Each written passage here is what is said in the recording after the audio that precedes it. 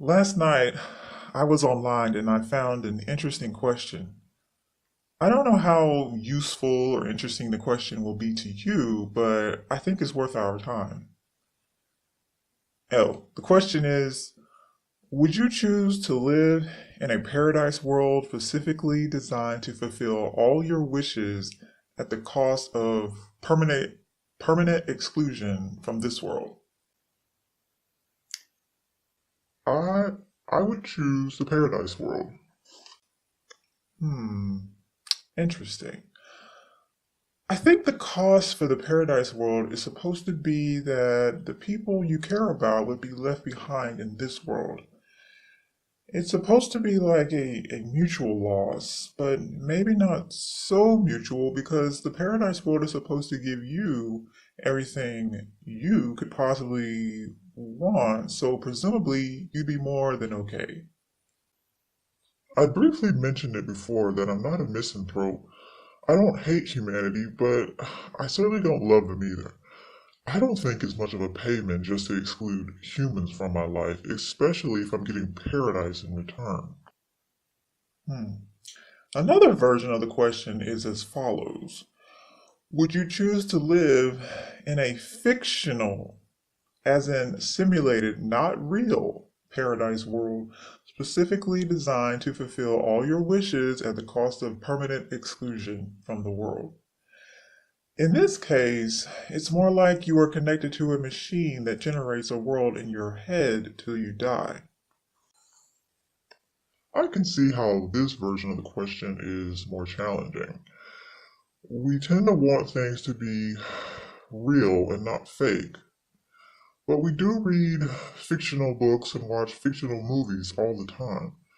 True, we don't have to totally drop our connections to others when it comes to books and movies. Yeah, and you don't get all your wishes fulfilled either, though. Yeah, I'd still choose the paradise world. You don't seem overly conflicted about this world. Hmm. And it's as real as we know anything to be, so I thought maybe you would choose our real world. Naturally, I have to turn the question to you now. So, what would you do?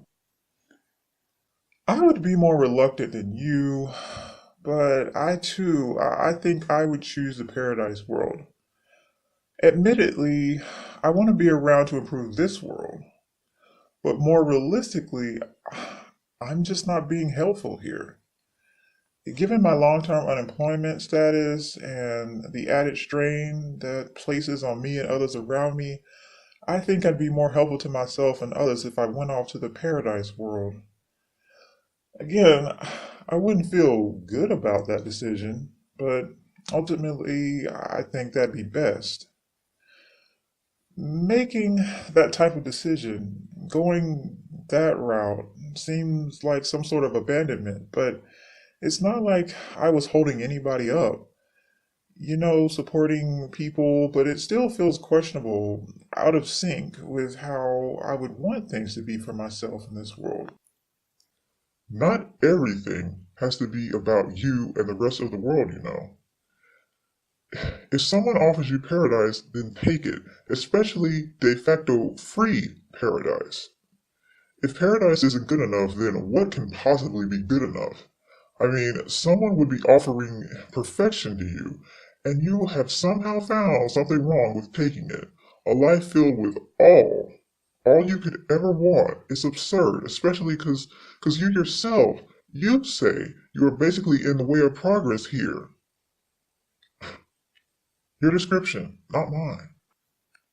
Well, those weren't my exact words, but the sentiment is pretty close enough anyway.